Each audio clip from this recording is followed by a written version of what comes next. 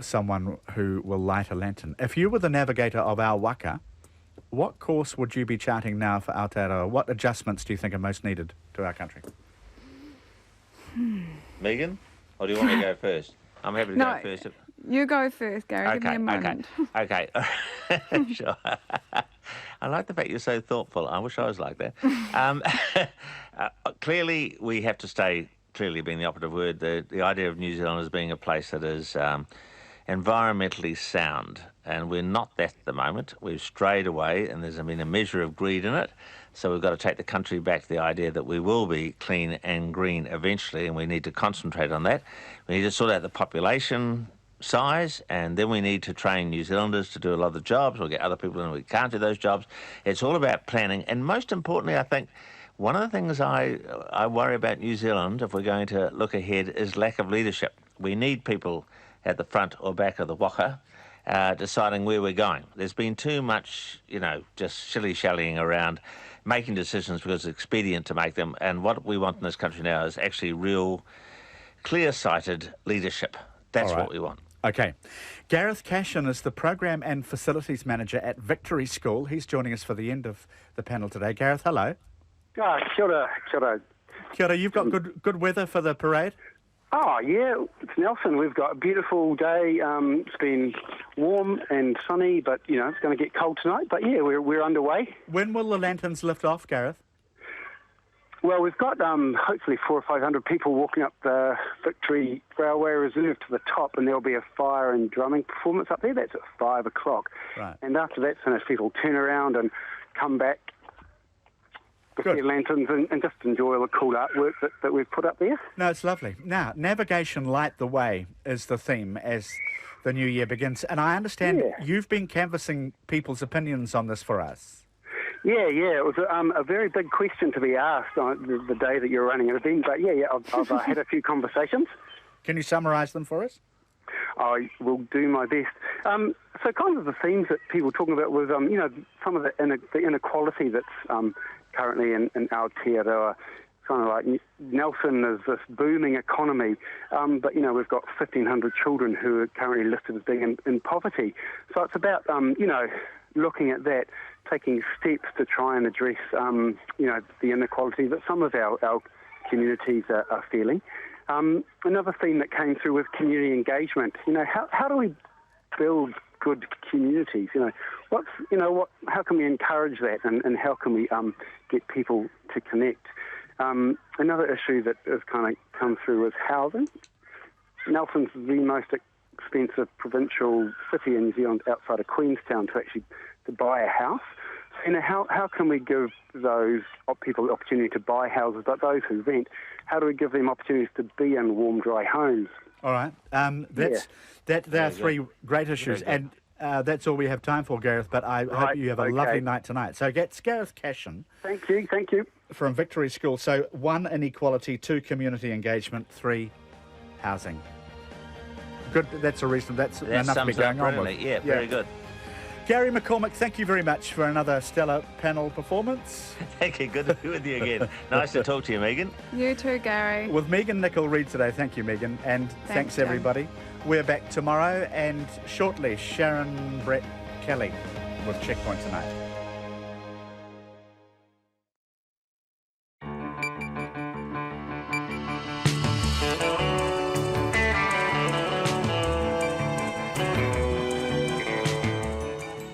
Kia ora everyone, I'm Sharon Brettkelly. On behalf of our team, Haere mai, welcome to Checkpoint on RNZ National. Tonight we're live in London with extensive coverage of the London blaze which engulfed a 27-storey block of flats. That's in West London, and it happened in the middle of the night. There have been reports of trapped residents screaming for help from the upper floors, waving items of clothing. We'll be covering that throughout the programme. The Police Association says the government hasn't done enough to stop firearms from getting into the hands of criminals and gang members. 115 pensioner housing units across Horowhenua are being built despite opposition from the Mayor.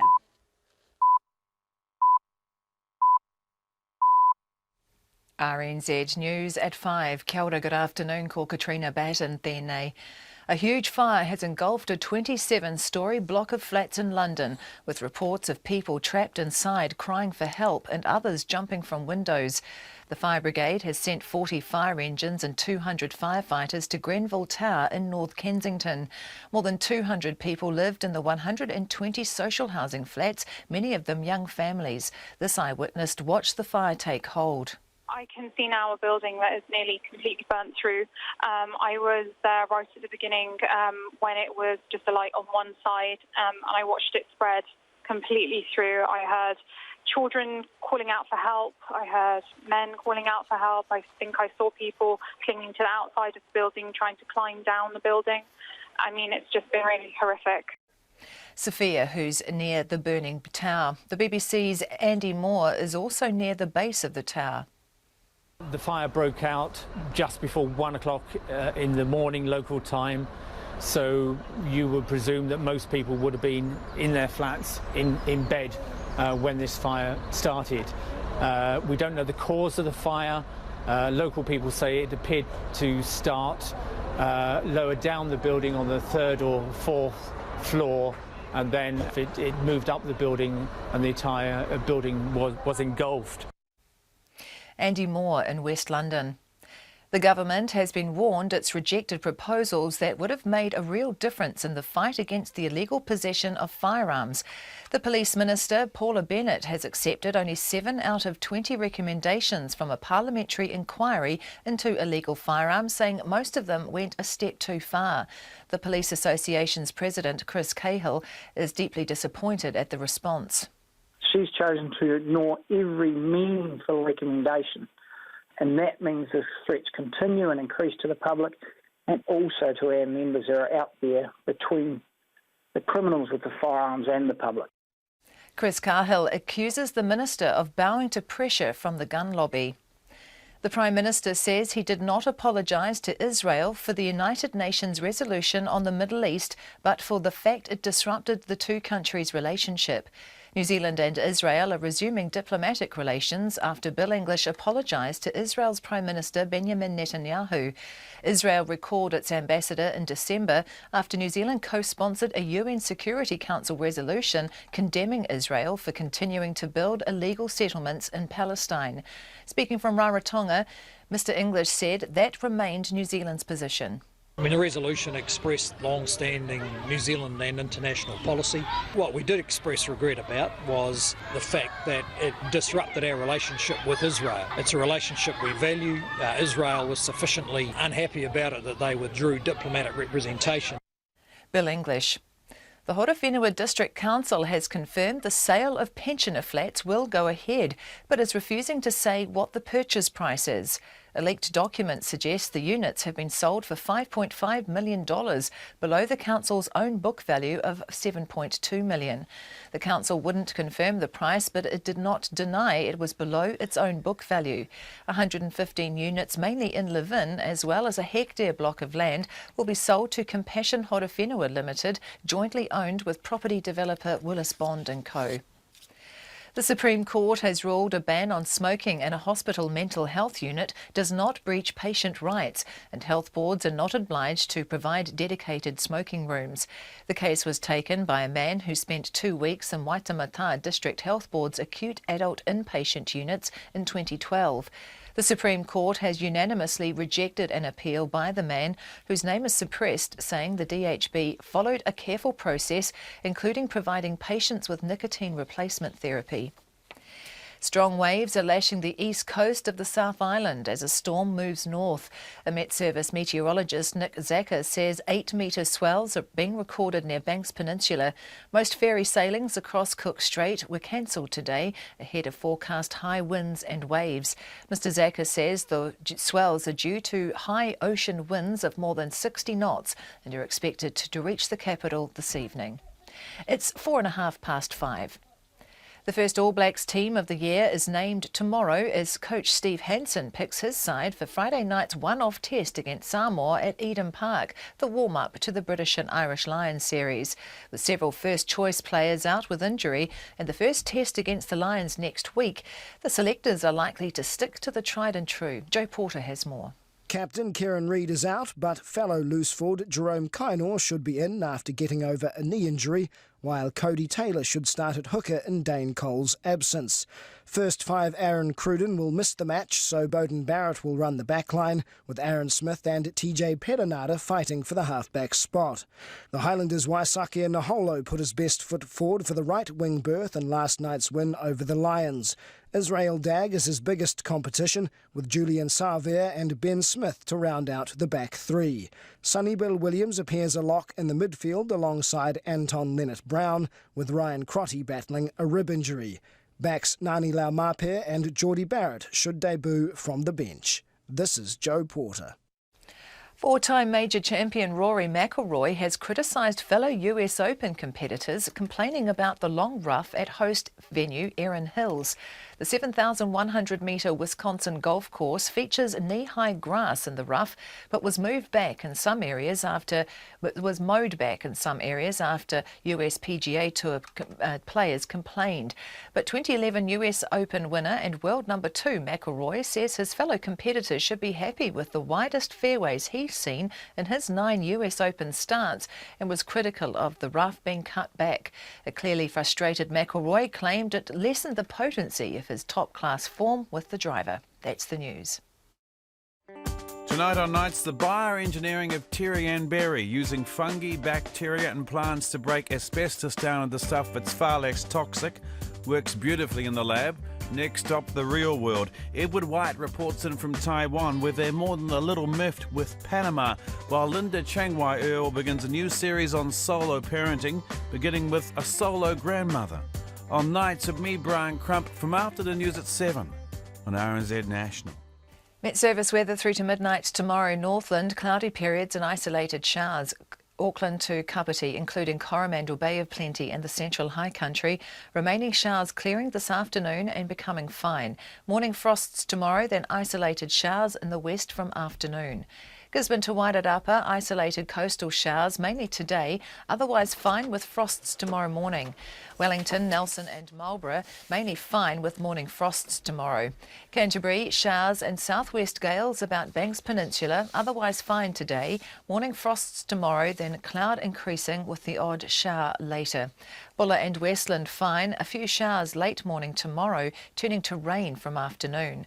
Otago, Southland and Fiordland, showers clearing this afternoon, except about Fiordland and Stewart Island, turning to rain tomorrow morning and spreading elsewhere for a time.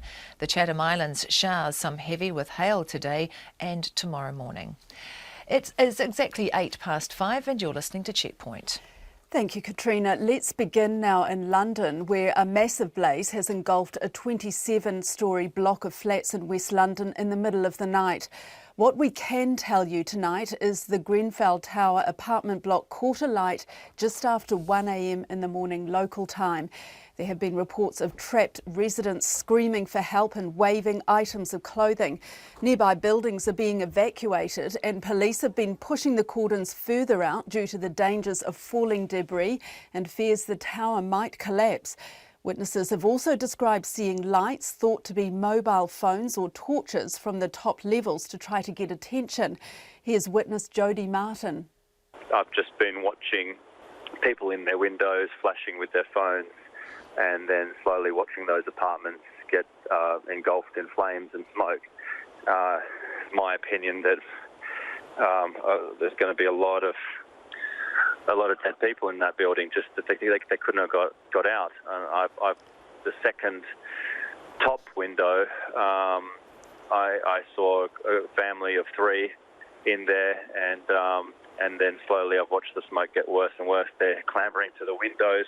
I can see them trying to wave blankets to try and get oxygen into themselves, and then slowly they're one at a time. They've just not been at the window anymore. And that's witness Jody Martin. Well, the Grenfell Tower is home to 120 flats and most of the residents are families. More than 200 firefighters and 20 ambulance crews are at the scene. We'll have extended coverage throughout the show tonight, and we're hoping to speak very shortly to UK journalist Rachel Venables. But right now we'll go to Oh no, I'm told we have got Rachel Venables. She's at the scene, and I spoke to her a short time ago and asked her to tell me what she could see. The only way I can describe it really is a towering inferno, this huge block, 27 stories high, which is completely lit up in flames. When I got here a couple of hours ago, the sky was still dark. You could see the bright orange lit up against it. It looks now as though the fire engines and the fire brigade have started to properly pump in some water, and the jet black smoke has turned to grey. And what I can see is almost twisted metal sort of beams the structure itself, which has sort of been reduced down to the skeleton of the building. And then as you look through the little gaps, the little broken teeth almost of the windows, you can see the fire, just huge bursts of flames and bits of the building as well, sort of being propelled outwards by the force, the heat of it, and falling to the ground. You may hear, while I'm on the line to you now, sort of popping bangs. There's been sporadic noises coming from the building over the last couple of hours. The smell of the smoke catching you at the back of the throat, it's the most awful thing to see, you know, in what is a very residential part of West London, houses crammed in together, lots of small little terraced areas, and like I say, completely cordoned off with hundreds of people just gathered around in their pyjamas. Some ran for safety from their beds, just staring up at it, open-mouthed. Do you know if there are people still inside the building? We don't know if there are people still inside the building, but everyone I've spoken to who was a witness, who ran outside when they heard the sirens, who heard the smoke, say that they saw people screaming and calling for help, waving their arms from the higher floors. It looks as though they started on the 4th or 5th floor and it spread upwards to the 27th and down to around the 2nd. I don't know if there are people still inside. If there are, sadly, they will have lost their lives. I have overheard a police officer speaking, though, to people who live in the area and telling them that there have been fatalities. This obviously isn't confirmed officially, but it's what they're saying on the ground, certainly from speaking to the people who saw the numbers trapped, the numbers sort of running for their lives. It does seem as though people have died here. Is there any word yet on what's caused it? No word at the moment. I spoke to one woman who said that there'd been some sort of bang, some sort of explosion, but that could have been anything, sort of from an accident to something catching fire that was flammable. Most of the people I've spoken to say this building was recently cladded, so it was recently almost refitted on the outside. I think it's sort of a 60s block, but in the last year, sort of fresh insulation put around the outside, and it looks as though that part of the outside of the building caught fire around the 4th or 5th floor, and then from there the flames just shot up and it just went right to the top of the building, right the way through the inside. And Rachel, there were reports that 1/4 of the building was actually not on fire, but what do you know about that? At the moment, from what I can see, it's completely alight. We heard from the fire brigade that it was from the 2nd to the 27th floor. I haven't been able to walk all the way around it, but from what I can see of just the sheer enormity of the blaze taking over all aspects of the half that I can see, I don't physically understand how really any part of this building can escape. As I say, there were reports that it started from sort of the 2nd to the 27th floor. It might be that parts of the bottom are still intact. It might be that parts around the other side are as well. But as I say, I highly doubt it. From what I can see, it's just the sort of blackened shell of a building that's just full of flames on the inside, sending up plumes of smoke from the top. Is it in danger of collapsing? So at this stage, I know that homes around the bottom of the building have all been evacuated. I spoke to a woman earlier who's under the impression that her home probably hasn't survived either because it's so close to the building. At the minute, I've not heard any sense of that, but there's a huge cordoned off area. You can't get to within streets of it. So it may well be that that's something that the police and the fire teams are worried about, yes. And in terms of fighting the fire itself, how is that going? I mean, is it anywhere near under control? I'm not going to pretend to be an expert on anything like that. I can't say for sure how long something like this could go on, because I know that fires can burn for hours or even days, when it looks as though they're under control. I know that in the last hour, the smoke sort of changed from deep black to sort of a lighter grey, and I think that was the point at which teams really started to get a handle of shooting jets of water into the building. I believe that around the other side of the building, from where I can see, there is actually a crane with a fireman on that crane, and what he's been doing is shooting in jets of water. So it looks as though certainly the tempo of it has calmed down, but still absolutely huge flames right the way through this huge building, which apparently had 120 homes in it. What do you know about the residents there? About the residents, very little. I mean, it's not a particularly affluent area, so there will be, sort of many people, many families. It's in West London near Westfield Shopping Centre, so if anyone has been to London, they may well have come over here to do a spot of shopping. Just a normal area, normal full of homes. There'll be Londoners, there'll be people from all over the world living there.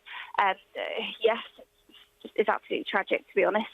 So the people that are around you in their pyjamas, did they come from that building or from surrounding buildings?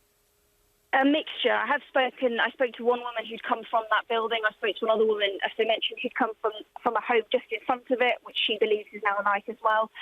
There are huge areas, obviously, as I mentioned, cordoned off. So there have been people who've been woken up and taken from their homes. And there are other people who just woke up at around midnight, 1 o'clock, 11:30 at night, saw what was going on, rushed outside in their pyjamas, in their dressing gowns, and haven't gone back in since. They've been helping each other, bringing out water, cups of tea to the police officers standing guard, looking out for loved ones as well. I had a really harrowing moment earlier when I was speaking to a woman and someone ran past us, and they were on the 11th floor. She spoke to police officers and was let through the cordon. She obviously had a loved one, someone, a friend, a family member who lived in that building. And obviously at that point she was in a real panic as to how or where they were. And there was one report I saw of someone dropping down sheets that were knotted together. Do you know about that? Dropping down what, sorry? Sheets, bed sheets knotted together out of the window. Yeah, well, one person I spoke to said that they saw people waving cloths from the top floor. So people sort of waving their arms around looking for help, and then they were sort of shouting, "Help me," and waving material. So that may well have been a similar report. Sadly, I spoke to another woman who said she saw people actually dropping down from the building in some bid, obviously, to escape. Again, I don't know what became of them or what happened, but real panic here, definitely. This fire seems to have gone up in a matter of moments. And they weren't able to get out through by the stairwell? No, I mean, in the moments, obviously, of a fire like this, the lift is shut off. So there would have been people escaping via the stairwell. And as I mentioned earlier, it looks as though the fire spread along the outside. So it may well be that people were able to, certainly in the early moments of this, get down the stairs. But for whatever reason, when all of the people I spoke to came outside and were looking up at it, they could see people who were still clearly trapped. So whether by that point the fire had spread to corridors, whether it had blocked off the stairs, we just don't know at this stage. And that's UK journalist Rachel Venables talking to us from very near that burning tower.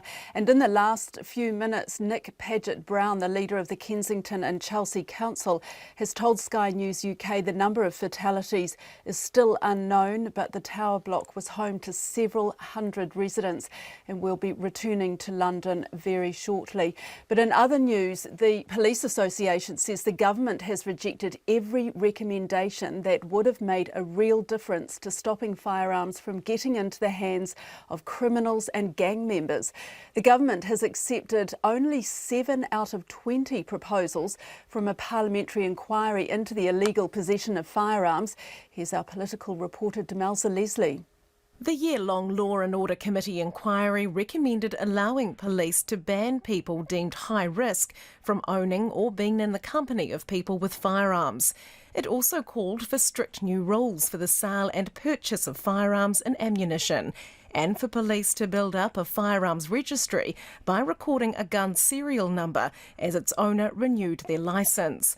The Police Minister, Paula Bennett, says most of the recommendations went a step too far. What we wanted to strike the balance of is ensuring that actually legal firearm holders could go about their business and not be unduly suffering expense and complications, but equally really getting tougher on the criminals and the illegal firearms that are out there. Mrs Bennett has accepted just 7 recommendations, including making it illegal for gang members or prospects to possess a firearm or hold a firearms licence, and to introduce tougher penalties in the Arms Act. She will also give police the power to suspend licences, for example in situations where someone has been charged with family violence. The Police Association President, Chris Cahill, is deeply disappointed at the response. She's chosen to ignore every meaningful recommendation, and that means the threats continue and increase to the public, and also to our members that are out there between the criminals with the firearms and the public. Mr Cahill says over the past year, one police district alone recorded more than 450 offences involving either breaches of the Arms Act or criminal use of a firearm. He accuses the minister of bowing to pressure from the gun lobby. She's 100% been lobbied by, I know for a fact, the gun lobby, who are boisterous and very angry on some of these things, have been in her ear constantly. We would question not the integrity of the people that she's taken advice from, but certainly their independence. But Paula Bennett says she wasn't lobbied by the two independent firearms experts who advised her on the inquiry's report. It's just an indication that I think that we should be listening, and we should listen to more than just sort of one set of people, and I think it's good to get that broad discussion out there. But at the end of the day, I made the recommendations to Cabinet who agreed to it, and I think that I've got the balance right. And the Labour Party's police spokesperson, Stuart Nash, who was on the committee, agrees with the government's approach. You know, in hindsight, perhaps we should have consulted a little bit wider or got some more experts in to talk to us. But in the end, I think the recommendations that Paula Bennett's going to follow up on, are spot on. The ACT Party leader, David Seymour, says the inquiry's recommendations were too heavy-handed. It was a witch hunt for law-abiding firearm owners, going after all sorts of things, being licensed to sell ammunition, being licensed to have ammunition, setting up a gun registry that we know has failed in Canada. All disastrous proposals, quite rightly rejected. The government will now build policy around the recommendations it's accepted. From Parliament for Checkpoint, Demelza Leslie. Uncertainty surrounds the sale of pensioner units in Horowhenua, with the council confirming today that the sale will go ahead, even though its mayor, Michael Fayen, opposes it. 115 council units across 8 complexes, the majority of which are in Levin, are being sold to an organisation which was only registered last month. As Kate Gudsall reports, residents have vehemently opposed the sale, and Mr Fayen campaigned against it during last year's local body elections. The sale of the pensioners' homes has been problematic for the Horowhenua District Council, with ratepayers against it, a council divided about it, and leaks on the commercial arrangements of the sale. A media briefing outlining some of the details was held at 10 o'clock this morning, although RNZ was never officially told about it. Neither was the district's mayor, Michael Fayen. On my way to work this morning, I rang the CE to ask if there was one on, and he said yes. So I'm just absolutely pissed off that I wasn't advised. It's just par for the course there. A document leaked to RNZ says the sale of the units was agreed to at a price of $5.5 million. That's below the council's $7.2 million book value. The council would not comment. I asked the Chief Executive, David Clapperton, about the purchase price again this morning. That's still part of the discussions that we're having with Compassion Housing at the moment, so I'm not prepared to actually disclose that at this point. Is it below the rateable value, though? I'm not prepared to disclose that at this point. Mr Fayen is very unhappy with the sale. I am definitely opposed to the sale. I'm opposed to the whole process that I've seen. I'm opposed to the way the public have been excluded. And I've been opposed to just even what the case was to sell it. The Horowhenua Rates and Residents Association is also vehemently against the sale on the basis that the region is largely made up of retirees, many of whom can't afford their own home. Its chair, Christine Moriarty, says the rateable value of the land is actually $9.2 million, let alone what the land and properties would be worth on the market, which she thinks is about $20 million. She says it's been a fire sale and she's worried about who the units have been sold to. Said in the expressions of interest document that it could only be sold to a registered housing provider. This company's not a registered housing provider, are they? They've got no history and they state that they're a land developer. As Ms Moriarty said, a condition was for the buyer to be a registered community housing provider or have the ability to become that before the transfer. Compassion Horowhenua is the purchaser.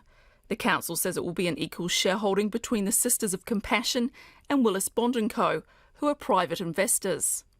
Sisters of Compassion is the sole shareholder of Compassion Housing, which is a registered provider of elderly housing.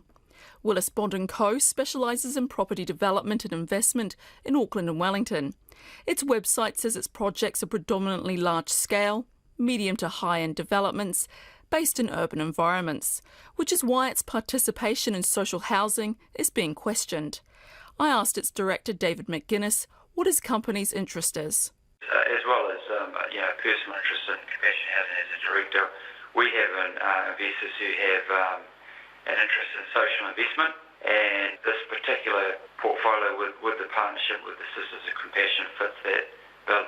And you can guarantee that, obviously you're a commercial arm, that you're not going to be developing any of these units once they get into ownership. They're going to stay as social housing, some form of social housing. Yes, I can guarantee that. Ms Moriarty says there's nothing that safeguards the existing tenants, but the council says it will include in the contract a condition of sale that all the properties will be retained as community housing for the district, ensuring existing tenants can stay in their units. It says Compassion Housing has agreed to these conditions. The sale's due to go ahead in September. For Checkpoint, call Kate Goodsaltene. The construction of a controversial Auckland housing development has been given the green light after a compromise was reached between the developer Fletcher Living and resident groups. The $1.2 billion development will see 1,500 homes built at the former Three Kings Quarry between Mount Roskill and Royal Oak.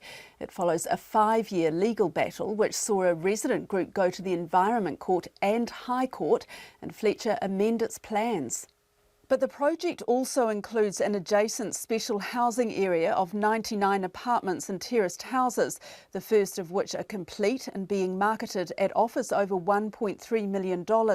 If you're watching, Checkpoint went inside an open home today, and for that price you get a 6 Homestar rated terrace 3-bedroom home with master ensuite and underfloor heating. But under the deal, 10% of these homes are required to be affordable, and we wanted to know a little bit more about them. The Fletcher Building Land Development Chief Executive is Steve Evans. I spoke with him earlier and asked him when Fletcher would put them on the market and at what price. The first stage was a special housing area that we got early permission to go and build some houses, part of, if you like, a first phase of the redevelopment of the quarry. That is 99 homes, of which we're obligated to provide 10 homes, which are deemed affordable in accordance with the council regulations. And those affordable homes, tell me about those. I mean, what are they? One-bedroom apartments? Look, there's some 1-bedrooms and there's some 2-bedroom ones as well. I guess the first stage is one defined by the special housing area. As we move into the full development of the Three Kings Quarry, what we see as being required is a lot more different types of affordable homes. So in this first development, though, they're either 1 or 2-bedroom apartments or That's correct. Terrace houses? That's correct, yes. They're apartments, not terrace houses. I see. So can you just describe them for me? 1 or 2 bedrooms, what else do you get? Oh, look, you get them as fully complete Fletcher quality houses at the end of the day, or apartments. What we take a very simple view with regard to homes, that we don't differentiate between people that move into affordable homes or people that move into any other homes. They are built in the way that Fletcher have always built houses, which is where quality is very, very important to us.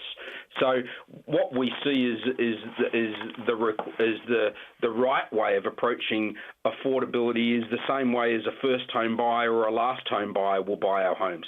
How much do they cost?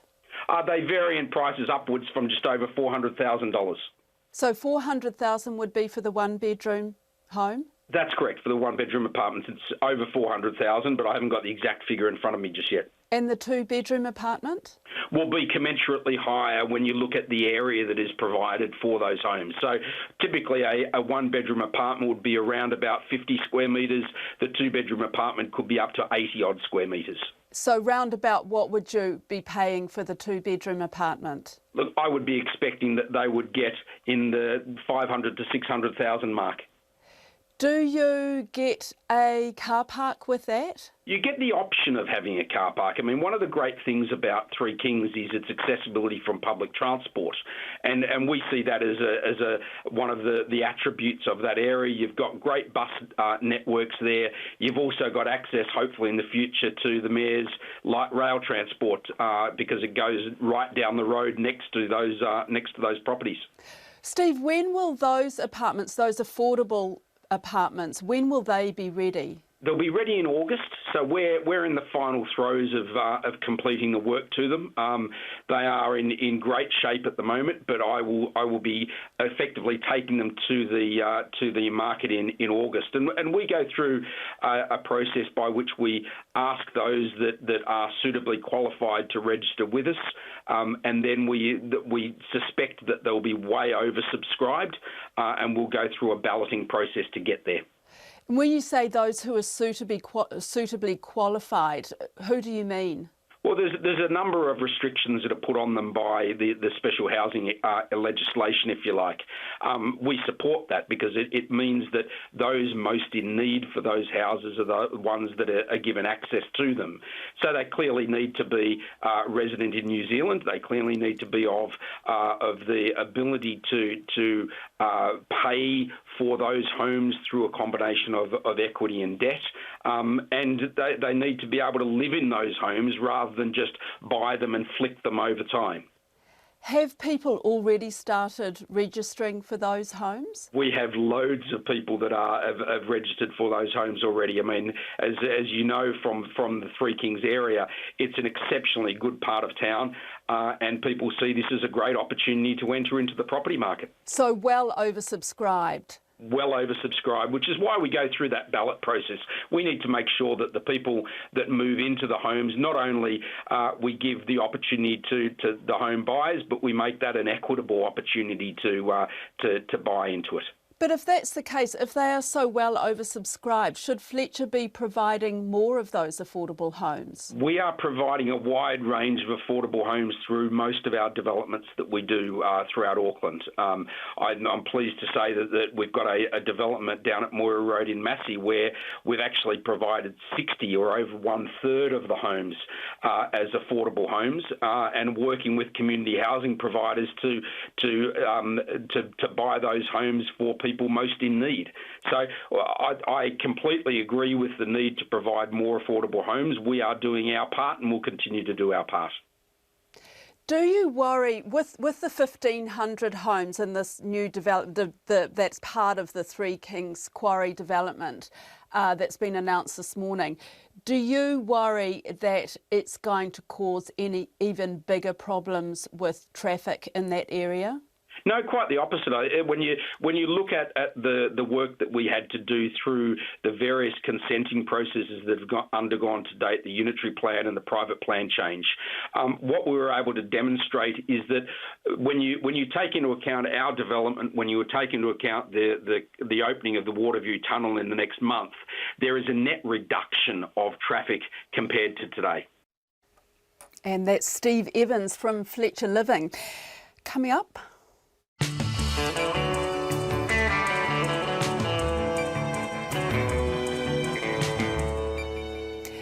20 London ambulance crews are at the scene of a massive tower fire in West London. A hazardous response team is there, as well as London's air ambulance. We'll go to our correspondent Catherine Drew very shortly, but first here's Katrina Batten with the headlines.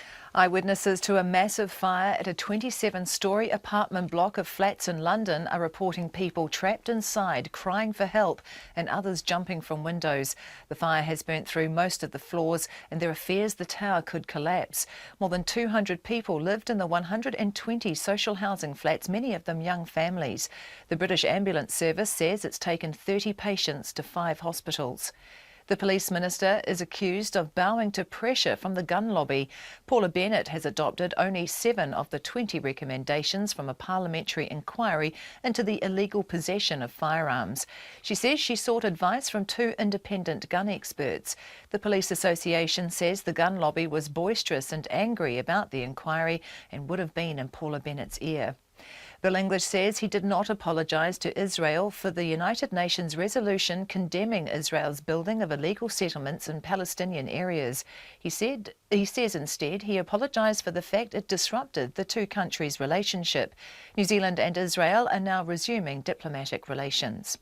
The police prosecutor in court when Cashen was granted bail says the judge gave her no opportunity to outline the police opposition to bail. Sergeant Rona Stace has told an inquest she had a transcript of Chan's police interview in which he made confessions about kidnapping Ms Marceau at knife point.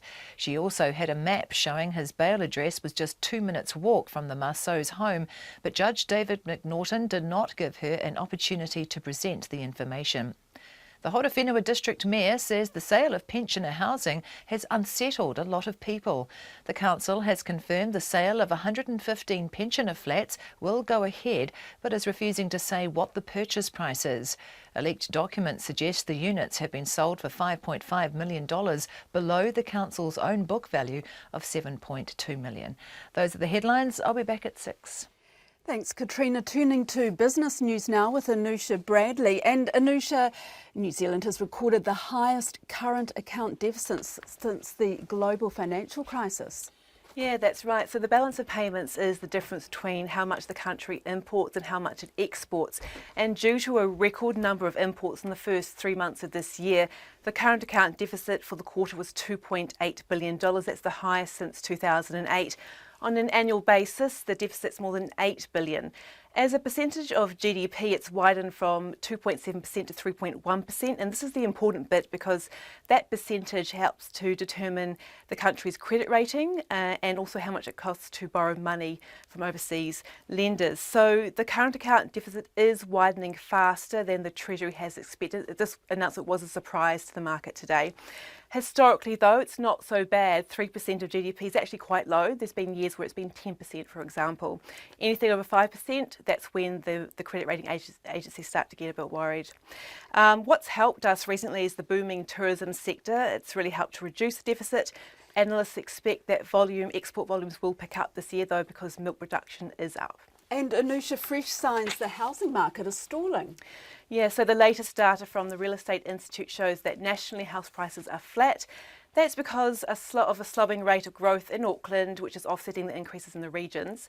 Nationally, house prices rose 6.2% in the last 12 months, while in Auckland it's just 4.4%. So even though prices are still increasing, the volumes are down across the country quite significantly.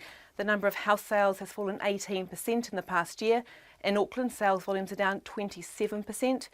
Rian says this is just maybe due to the annual winter lull. The upcoming election could also create a bit of uncertainty with buyers and sellers choosing to adopt a wait-and-see approach. Also, there are rate hikes on the cards eventually, so that may be sort of putting a brake on things as well. Interesting, though, is what's happening with auctions. That's always a good sign of what the market's doing. Once it was all about auctions in Auckland, that's changed. There were only a quarter of the sales in Auckland last month were sold by auction, compared to nearly half a year ago. So a dramatic change. And what's been happening in the markets? Yeah, so the New Zealand market, the NZX Top 50, has gained 43 points today. That's about 0.5%, to close at 7,483. The Australian market's up 43 points as well, and about 5,816. On the currency markets, the New Zealand dollar's buying 72.20 US, 95.7 Australian and 56.64 pence. Thank you very much. That's Anusha Bradley. Returning now to London, where a massive fire has engulfed a 27-storey apartment block, trapping an unknown number of people inside the towering inferno. Residents have been desperately screaming for help from windows on the upper floors as massive flames lick the sides of the council block. About 200 firefighters are battling the blaze. We can go to Catherine Drew now, our correspondent in London. Hello, Catherine. What's the latest? Well, the latest is that the fire continues on the upper floor. We're seeing live pictures from the scene, and it is truly shocking. The whole block is now black with, but the fire is still raging. Not only smoke, but you can see fire in various apartments, mainly towards the top of the building. It's actually 24 stories, but as you mentioned, 120 apartments. We do know that 30 people have been taken to 5 hospitals in the area, but there are reports that a large number of people are unaccounted for this morning. Any idea how the fire started? Well, local residents, of course, are speaking to media at the scene, and there are varying reports. Some people saying that it started on the 2nd floor, some residents believing that it started on the 4th floor. One lady said that she believed it had been started by a faulty refrigerator. So obviously it's very early days, and a full investigation will need to take place, and perhaps it won't be known. The exact cause of this fire won't be known. What residents are saying is that this block, which was built in 1974, very typical of its time, of course, did undergo a refurbishment. It was something like a $12 million refurbishment, which just finished at the end of last year. It put in some communal heating and also exterior cladding to make the building sort of look a bit more attractive, and lots of people are very concerned about this exterior cladding and raising questions about that. But as I say, obviously this will all come out in a full investigation, and this is very early days. Catherine, are there any fears that it will collapse? Yes, there are fears that it will collapse, and that has been a fear of the fire service and the emergency crews working there, and they have been working there since 1 o'clock in the morning. Now it's just before 7. Nearby residents have been put on, some have been evacuated, and some have been put on standby that they may need to evacuate their homes. Great deal of concern, of course, that it could collapse. We have seen that before in other apartment block fires. So obviously the whole area is an area that could be under threat. So obviously they're working on that now. At the moment, they're still dousing the fire with flames, and as I said, we can still see flames. The fire very much still going. Catherine, there were reports that a recent blog from the Grenfell Tower Action Group said that there was a temporary notice in the lift that said residents should stay in their flats in the event of a fire. Are you aware of that? No, I'm not aware of that. That's the first that I'm hearing. I have seen residents complaining in the past, or certainly concerns being voiced about communal rubbish just being left, not being collected, that it poses a fire risk. There's also talk that access to the building would be difficult in the event of a fire.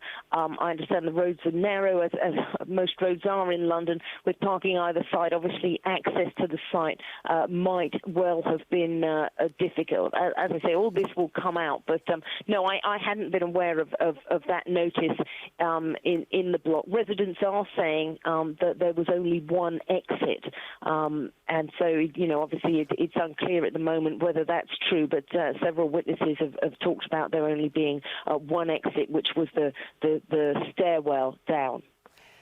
Thanks very much, Catherine. That's our correspondent in London, Catherine Drew. The Prime Minister won't release his apology letter that led to diplomatic relations with Israel being restored. Bill English says he told Benjamin Netanyahu that he regrets the fallout after New Zealand co-sponsored a UN Security Council resolution last year condemning Israel for continuing to build illegal settlements in Palestine.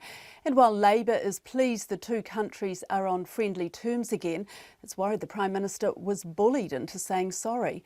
Political reporter Benedict Collins has more. New Zealand infuriated Israel in December when it co-sponsored the resolution condemning its illegal settlements. Israel severed diplomatic relations, withdrawing its ambassador. Last month, this country's new Foreign Minister, Gerry Brownlee, described the Security Council resolution as premature. Speaking in Rarotonga this afternoon, Mr English says he didn't apologise for co-sponsoring the resolution, but regrets the impact it had. I mean, the resolution expressed long-standing New Zealand and international policy. What we did express regret about was the fact that it disrupted our relationship with Israel. It's a relationship we value. Israel was sufficiently unhappy about it that they withdrew diplomatic representation. Now, whether we agree with a country or don't agree with them, we certainly prefer to have diplomatic connection, and it's good that Israel's seen fit to restore their post in New Zealand. Mr English was asked if New Zealand would do the same thing again at the United Nations. I think that's pretty hypothetical. I mean, it arose out of very particular circumstances where we were on the Security Council and other sponsors dropped out, apparently. I just can't remember all the details, but I don't think that kind of situation will arise again. Also, it was a resolution where the US abstained on it, which was very unusual, and normally it wouldn't pass. The Labour leader, Andrew Little, says it's important the diplomatic relationship between the two countries has been restored. But he says many New Zealanders were proud that the country took a principled stand at the United Nations against Israel's unlawful conduct, and says he's concerned Mr English has been bullied into apologising. He called on the Prime Minister to release the letter. When the Prime Minister writes to another head of government on behalf of all New Zealanders, I think all New Zealanders are entitled to know what has been said on their behalf. They should release the letter. They should release it as a matter of urgency. But Mr English's office says the letter will not be released to protect communications between New Zealand and Israel.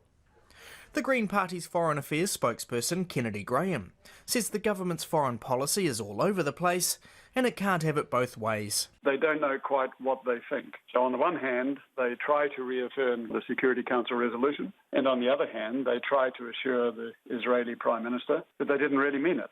Now they need to get their act together and say to the New Zealand public precisely what they believe and what they mean. Dr Graham says the Security Council resolution is as valid today as it was in December, and he says Israel needs to respect it.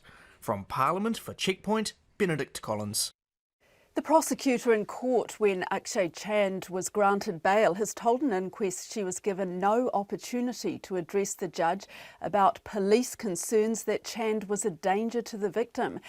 A month after Chand was released on bail, he went to the family home of Christy Marceau, slipped past her mother at the front door and repeatedly stabbed the 18-year-old. Our Auckland court reporter Edward Gay filed this report. Sergeant Rona Stace told the inquest into Christy Marceau's death that she'd been briefed by the lead detective on the case, as well as a senior prosecutor to strongly oppose Akshay Chand's bail. Miss Stace told Coroner Catherine Grieg that she had a transcript of Chand's interview with police where he confessed to kidnapping Miss Marceau at knife point.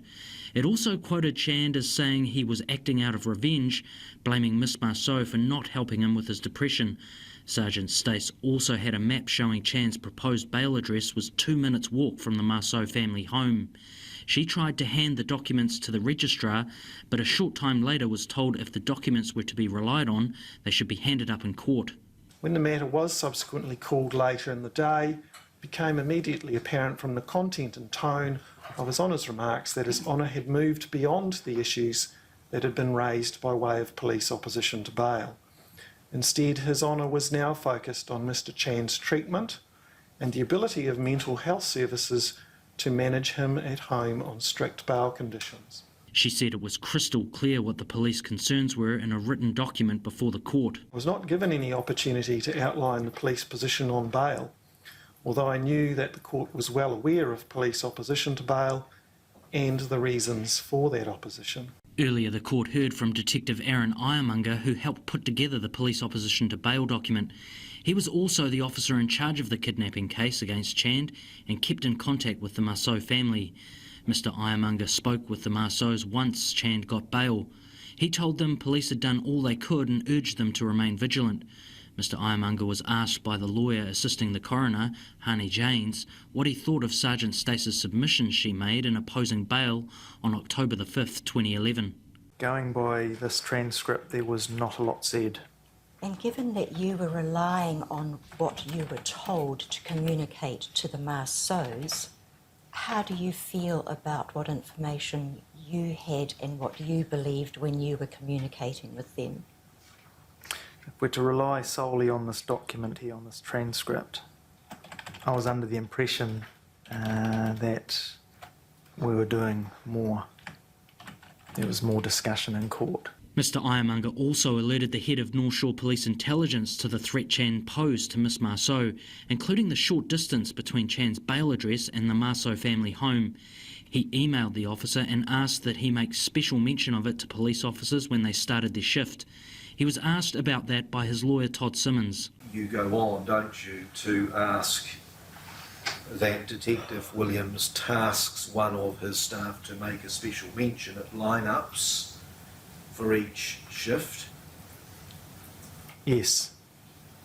So he can be, quote, thrashed, close quote, on the bail checks, please. When Chan told him he'd been visited by police sometimes 2 or 3 times a night, Mr Iremonger responded by telling him he was lucky because he should have been in prison. Mo te hōtaka o te ahi ko Edward Gay aho.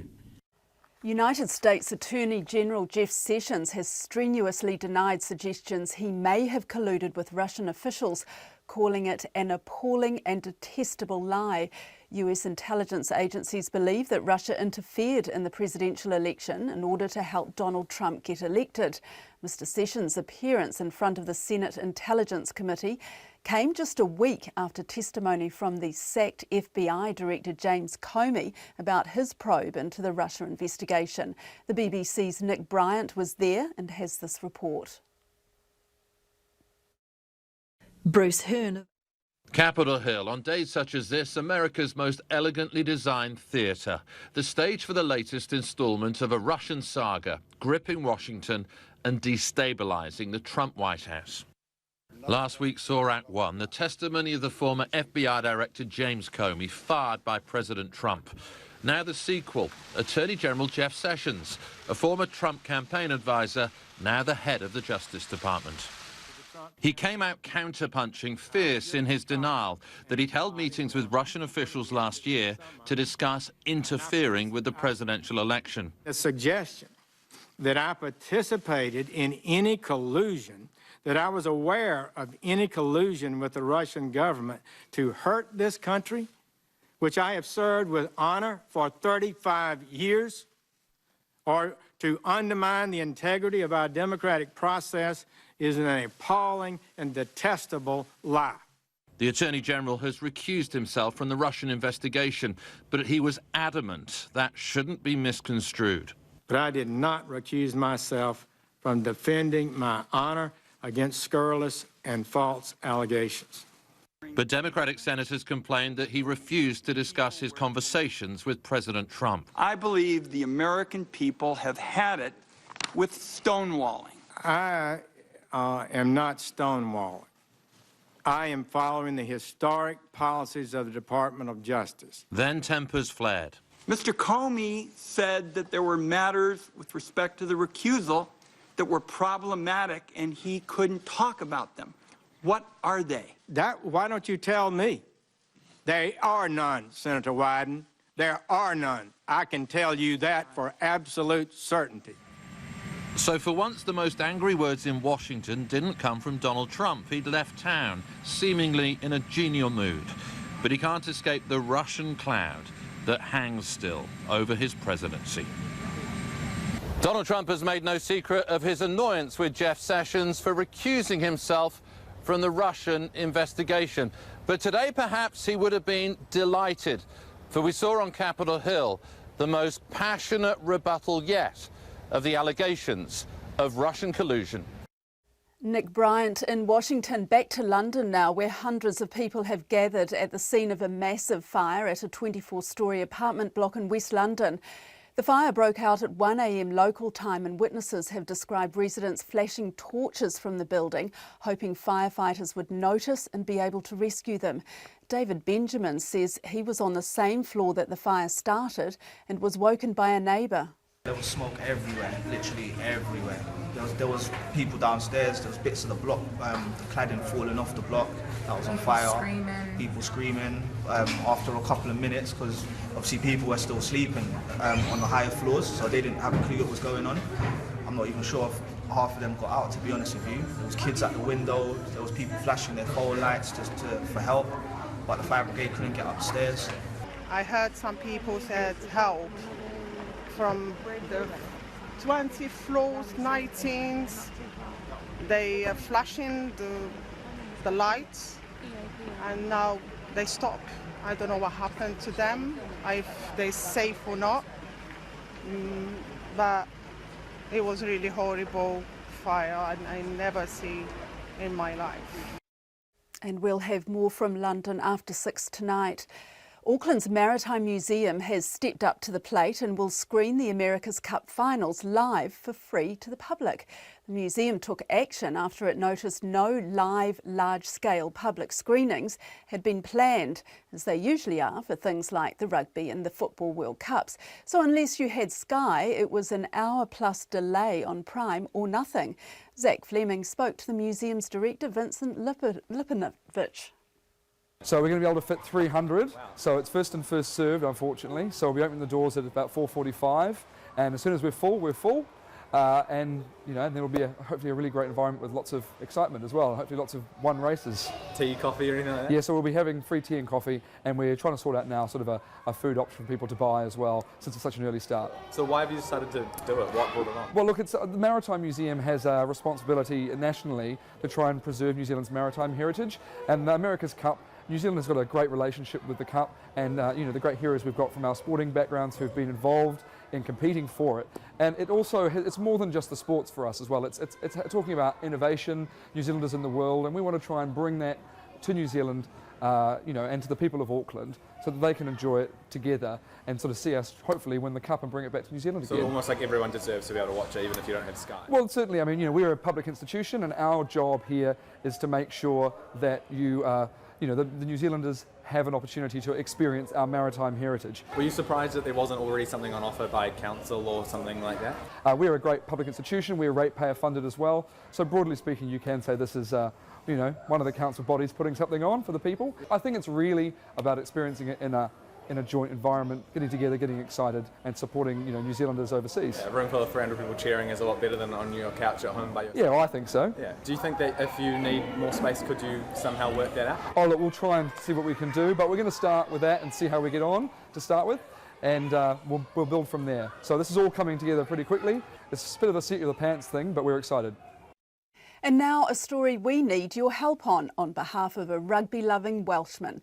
10 years ago, Robin Hughes was in Paris with his French friend Alain for the Rugby World Cup final. While enjoying a tipple at the Intercontinental Hotel in the Place de l'Opéra, he came across 4 beleaguered-looking Kiwis who'd just got off the train from London. Robin told our reporter Emile Donovan about their grim predicament, his solution and his hopes for a reunion. In 5 minutes, they told me their story, that they'd come over from London on the Eurostar. They'd been over for 4 weeks. They'd seen many, many games. Were very disappointed that the Kiwis got knocked out in the semi-final. I said, "Oh well, great. Have a great day at the final." Well, that's the problem. We bought some tickets at Gare du Nord, and we've just found out that they're forged. They were very devastated, and you can see that it was two husbands and 2 wives in their probably at that stage late 30s, early 40s, I would suggest. So they'd obviously saved up a lot of money to go to the World Cup. They'd waited 20 years. If France weren't playing and Wales weren't playing, I'm a Welshman, we weren't too bothered. So I said to these people, look, I've got 4 tickets. Would you like them? And they sort of dumbfounded, et cetera, et cetera. I said, look, please, it's no sweat. I've got 4 tickets. My colleague and I are Welsh and French. We don't care about South Africa and England. Far from it. I would back Albania against the English at any sport, so I certainly wasn't going to go and inconvenience myself and travel all that way to watch England play, let alone lose.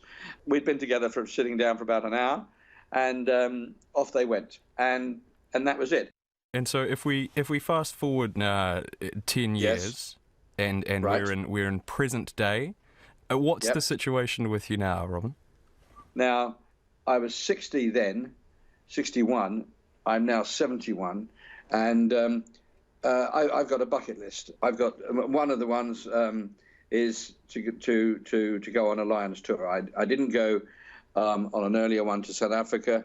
This is quite an important sort of a month, 6 weeks for me.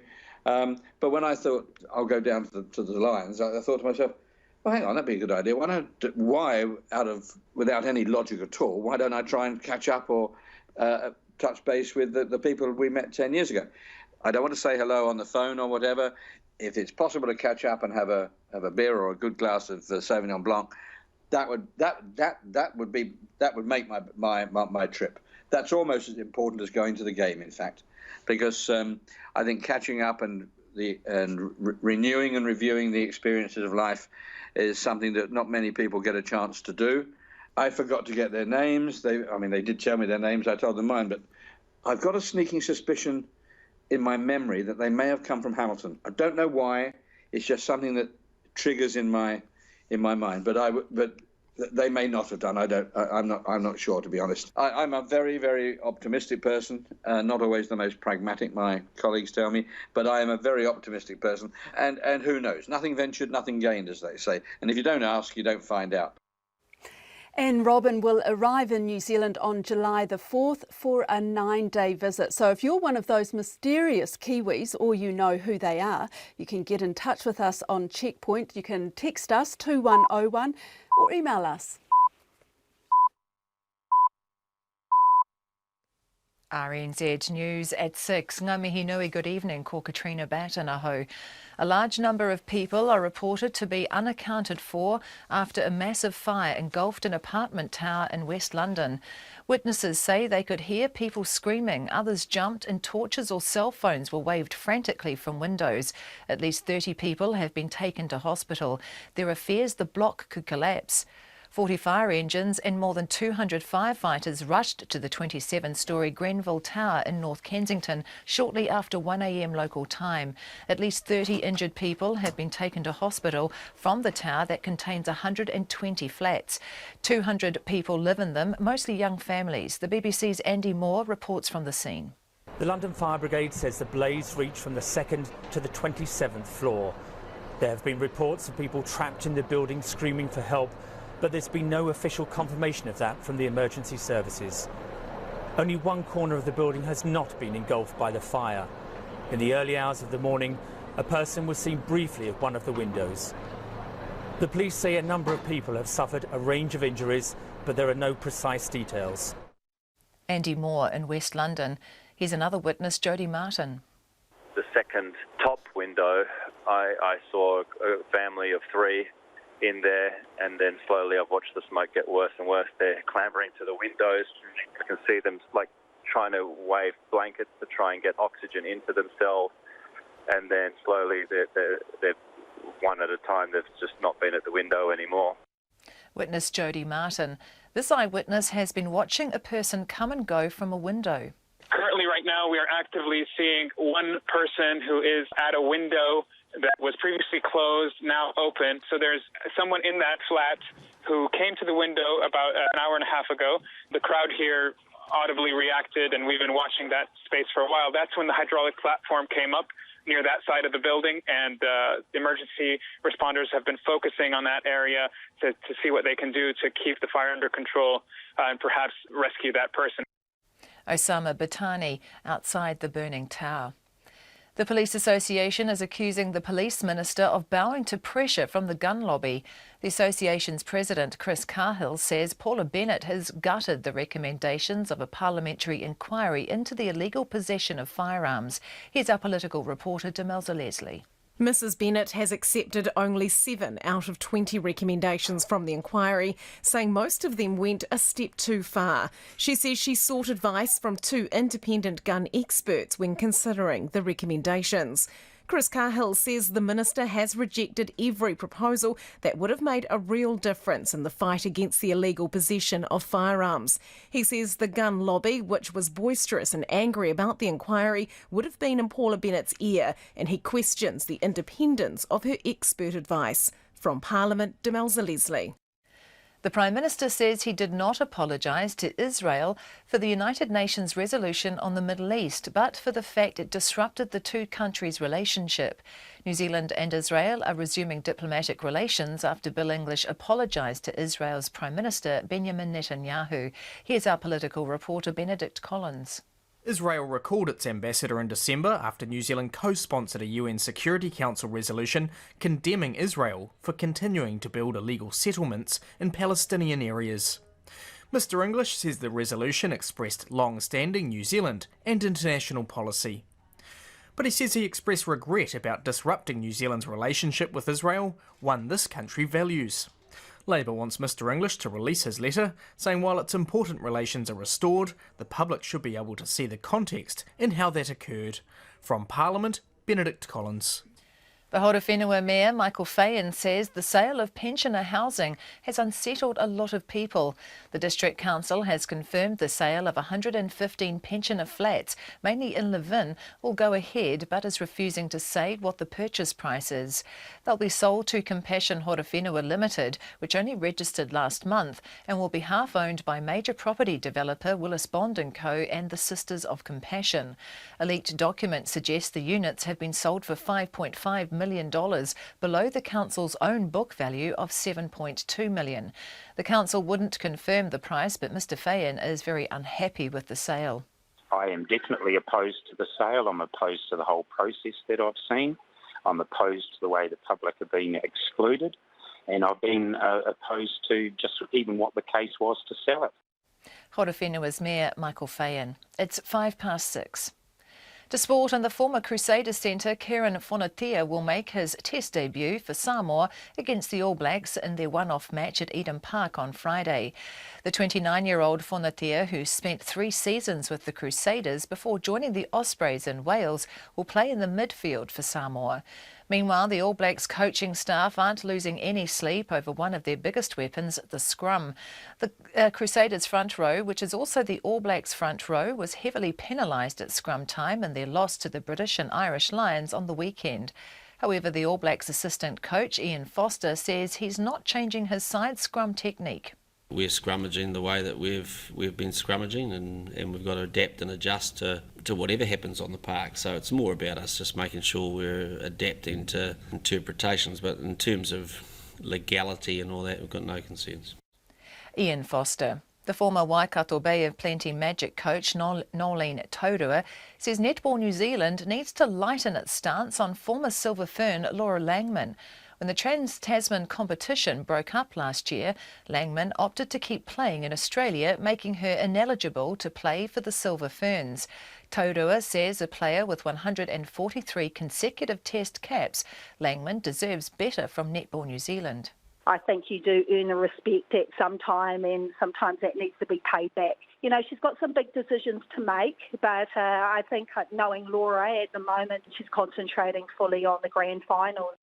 Nolene Taurua. Meanwhile, Netball New Zealand says it's been in contact with Langman and will make a decision on her future after the Australian competition's final, which Langman's playing in this weekend. That's the news. Under investigation. The suggestion that I participated in any collusion with the Russian government is an appalling and detestable lie. Facing the tough questions. And I was just going to keep on saying this, no matter how many times you ask me or different ways you ask it. The relationship is back on the right foot. Blaming the ref. The Crusaders felt that they were on the wrong side of a few decisions on Saturday, and we've felt a little bit the same way tonight. Keeping it honest. Guy and Aspinall and Susie Ferguson, morning reports, weekdays from 6. Then on 9 to noon, the fourth industrial revolution. What will it mean for jobs and our standard of living?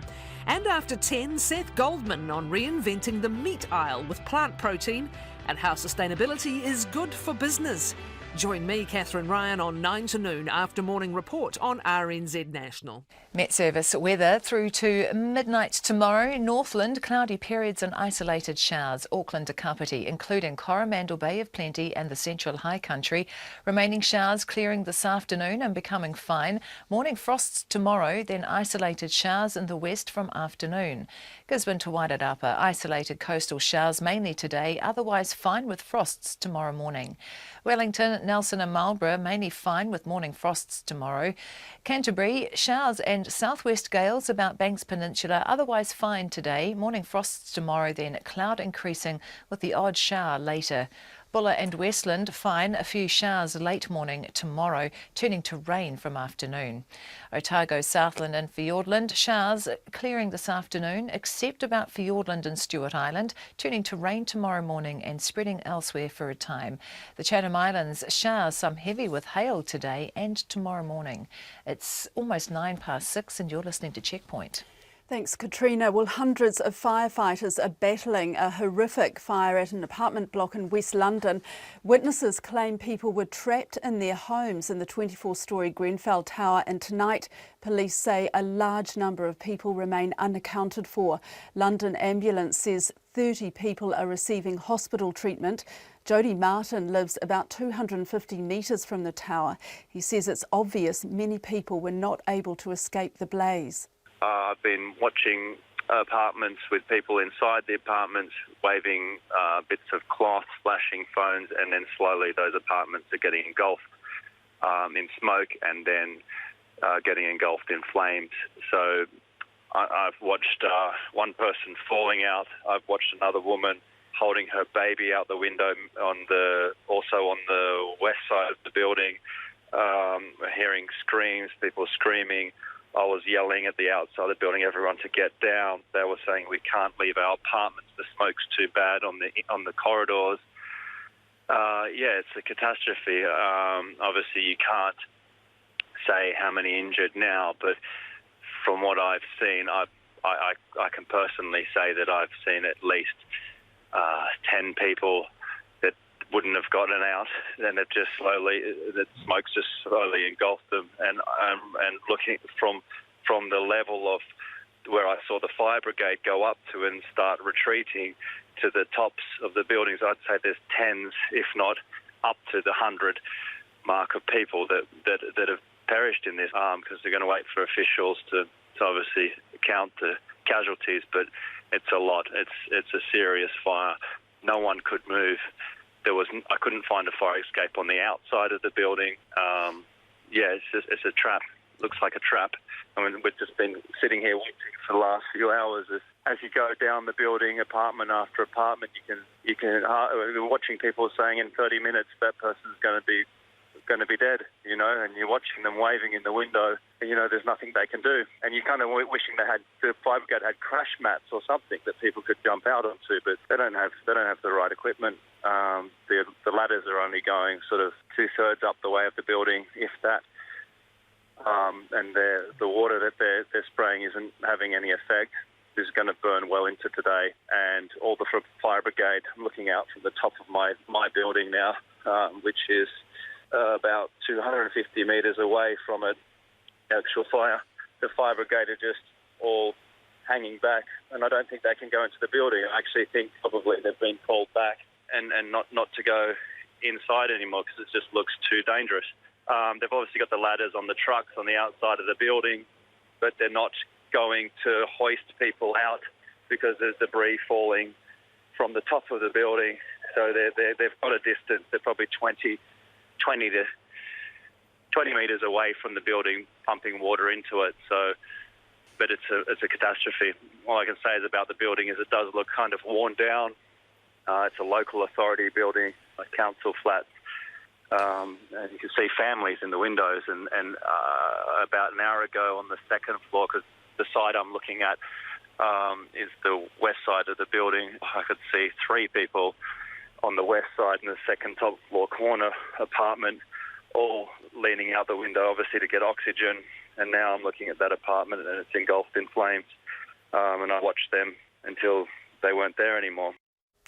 And that's Jody Martin, who lives close to the Grenfell Tower in West London. Well, Paul Munich lives on the 7th floor of the tower. He managed to escape the inferno. The main thing for me with this incident is the fact that the fire alarms didn't go off in the building. Well, from the 7th floor where I actually was, I didn't hear no fire alarms whatsoever. So I was obviously asleep because obviously I work usually early mornings. So I'm obviously fast asleep. And if it wasn't for them people screaming, I don't think I would have woken up, and obviously I might have still, I don't know, God knows what have actually been happened if I didn't get out that building. my first instinct was obviously to look at the window. So I obviously looked at the window, and my basically where the side of where my building actually is, where I was, there was no fire. It was on the opposite side to me. So obviously obviously not seeing a fire but hearing people screaming was a bit of a scary, traumatic time. So I obviously went and looked on the corridor and the landing where all the other flats connect to everyone else, and it was just filled with smoke. And so obviously instinct told me, put my shoes on, run straight down the emergency exit. So that's exactly what I actually did.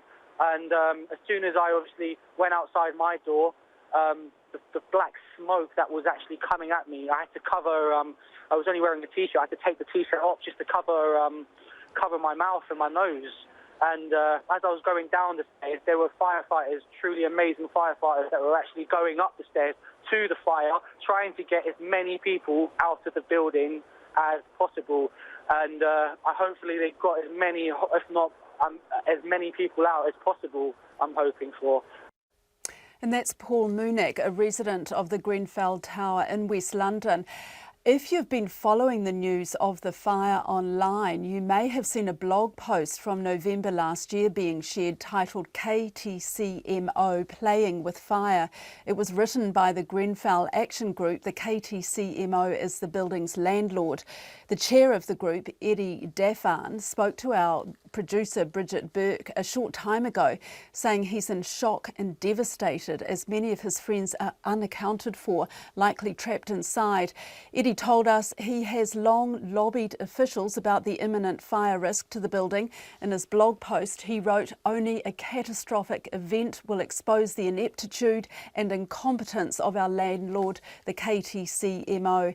He continued saying that only a serious fire or some other catastrophic incident that resulted in serious loss of life would lead to any change.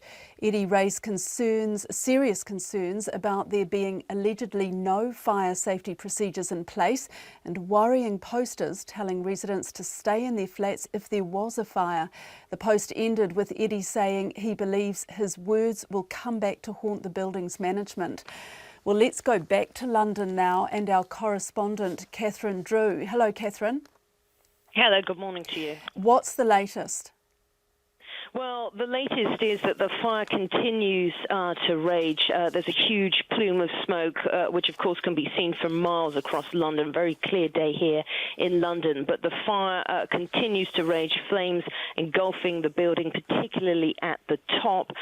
We're getting little word actually from officials. We have heard from the council leader who is saying that they're doing everything they can to help residents. 30 people we know have been to 5 hospitals across London. But of course, what there is a large number of people unaccounted for. We're not getting any official word on numbers, but these are 120 apartments.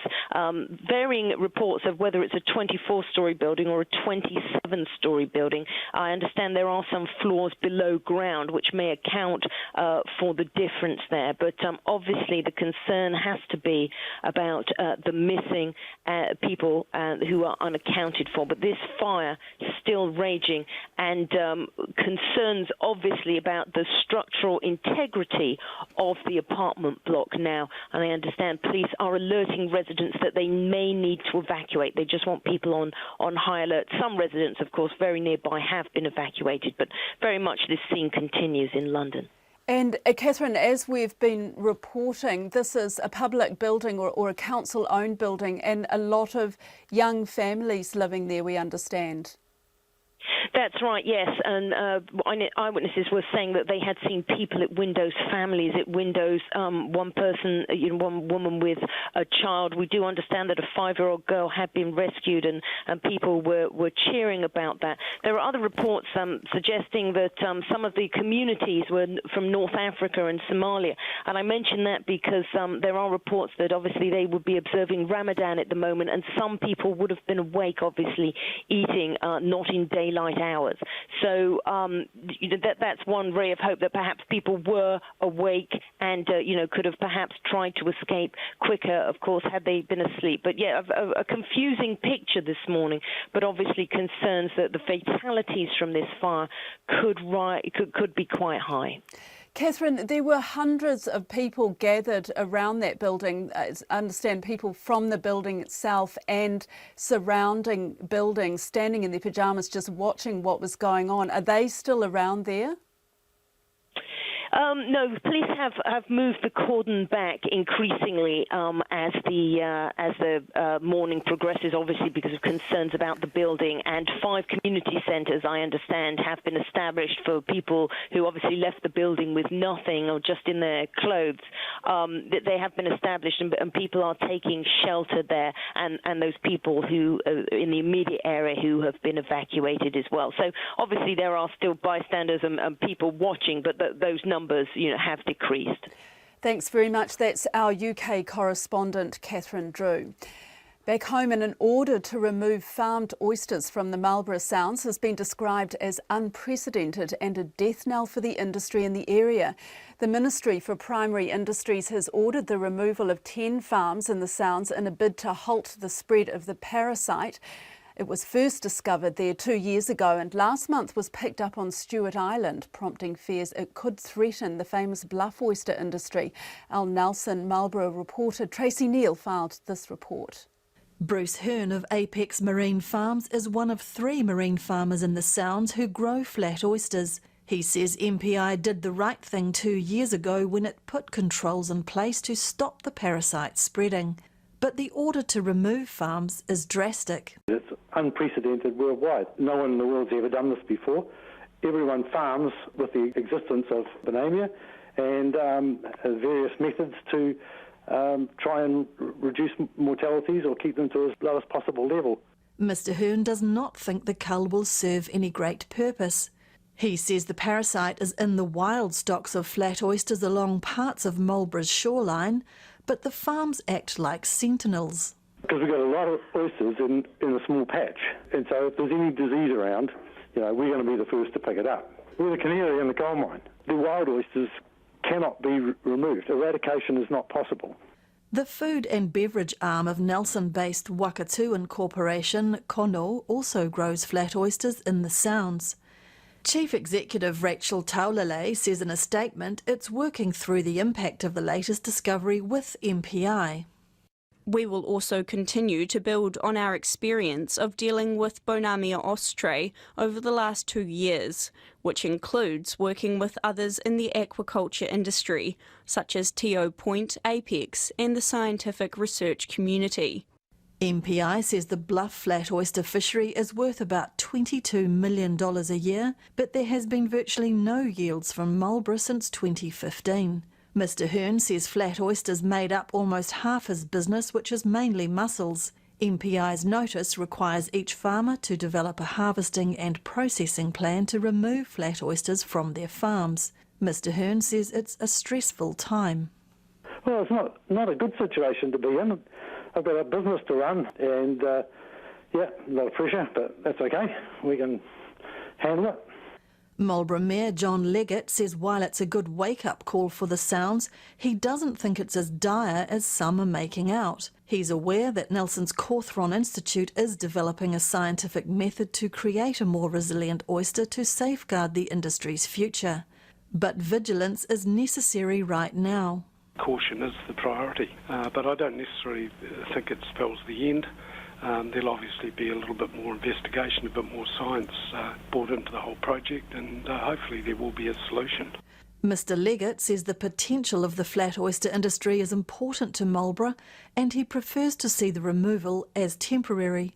Bruce Hearn plans to replace his oyster farms with more mussels. Yeah, it's easy to grow mussels, but some of us like a bit of a challenge and like oysters and have a thing about them. MPI says a controlled area notice remains in place which restricts movement of some shellfish species, including their spat, in and out of Nelson, the Marlborough Sounds and Stewart Island. The movement of farm equipment and boats used in the Stewart Island shellfish industry is also restricted. In Nelson for Checkpoint, Tracy Neal. Surging house prices and the impending rise in the pension age have been credited with stoking intergenerational resentment in the lead up to the election. One Wellington family has come up with a novel solution to push back against the generational divide and what they describe as this country's housing crisis. Our political reporter Craig McCulloch spoke to the family in the latest episode of RNZ's election year series, Is This the Brighter Future? I have everything that everyone says that I'm supposed to have. We've got university degrees. We're being paid a bit over the average income. We've got no dependents. We've got no debt apart from our student loans. Yeah, apart from student loans, yeah. I've got deposit, got KiwiSaver. We tick basically every box. Can't get it. Joseph Van Gessel is 32 years old and exhausted. After a fruitless 3-year house hunt with his wife Georgia, the couple have practically given up on ever buying property in Wellington. Early this year, they turned to Georgia's 90-year-old grandfather, Bob Mackay. When they said they were getting the problems, I said, well, I'd come out and share it, share my house with. So I suggested it, they accepted it, and there we are. So, there's no complaints whatsoever. I'm very happy to have someone else in the house. And I feel sorry for them. Practically impossible for some of these young people to ever want a house the way it is. They've got a lot more problems than we had. When we were young, when you get married, save up to get a deposit for a house, and then have a family. I think that's a thing of the past. Yeah. Georgia and Joseph came close to buying their own house in the capital about 18 months ago. They were eyeing up a piece of land in Te Aro which they wanted to build on, but could only afford it by dipping into KiwiSaver and claiming the government's Home Start grant. Joseph, though, already owned a property in Nelson, which he'd bought with the help of his parents in 2010. That meant he had to sell that house in order to qualify as a second chance buyer.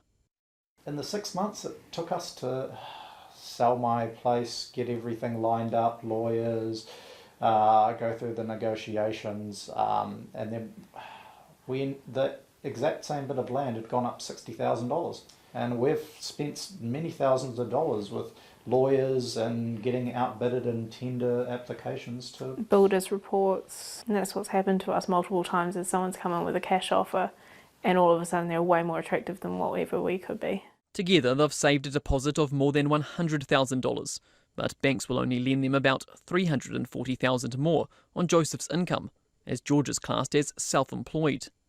The average price for a house in the Wellington region recently topped $600,000 and is now 20% higher than a year ago. People say, oh yeah, look at the lowest, the cheaper suburbs. We were. It wasn't, we've gone as far north as Upper Hutt, and I think we even looked at Waikanae at some point. I got quite low last year. This was in the middle of, committing so much that, selling a house, trying to make a life in a new place and getting knocked down again and again. So, yeah, that was one of the few big kind of life goals that I had, and I'd have to say that we actually can't do it is a very hard thing. Yeah, even if we could, we shouldn't, because it would all kind of fall down in a house of cards if anything went wrong. Georgia and Joseph don't pay rent, but cover all the expenses and take care of the cooking and cleaning. And Bob suggests others in his generation consider opening the doors to their grandchildren too. Oh, they're marvellous cooks, that's what they used to. Holy gosh. And the great ones were spices. Oh! But apart from that, no problem at all. Oh, I just hope that things change and change as quickly. For everyone's sake, really. Apart from the speculators. The arrangements helped Georgia and Joseph add to their savings, but the two are now weighing up their options. They figure if they can't get a foot on the property ladder in the next few years, they might try travelling abroad instead. And that report was compiled by Craig McCulloch and Rebecca Parsons-King as part of RNZ's Is This the Brighter Future? Now, within the next hour, a French pilot is due to attempt to cross the English Channel in a flying car. performed final checks yesterday on his aptly named car Pegasus and will take off from an abandoned wartime runway in a town located on the French northern coastline. The journey is expected to take between 20 and 70 minutes depending on weather conditions. If successful, Vezzoli will land the aircraft 59 kilometres away in a village near Dover in England. The entrepreneur behind the flying car is former journalist Jerome Duffy. He said he was inspired by French writer Jules Verne, and his initial ambition was to build a flying machine that could complete a world tour in 80 days. He described the vehicle, a kind of dune buggy with a paraglider's propeller, which requires a driving and a pilot licence, as very light with off-road capacities and able to fly over obstacles. And that's Checkpoint for this evening. Stay tuned to RNZ throughout the evening for the latest on the fire that has engulfed a 27-storey building, a block of flats in West London. That's the Green. 1 a.m. in the morning local time. 30 people have been taken to 5 hospitals around London, but the number of fatalities remains unknown. From me, Sharon, Brettkelly, and the Checkpoint team, have a great evening. Now, if you want to see more of this, you can actually go to our website, rnz.co.nz.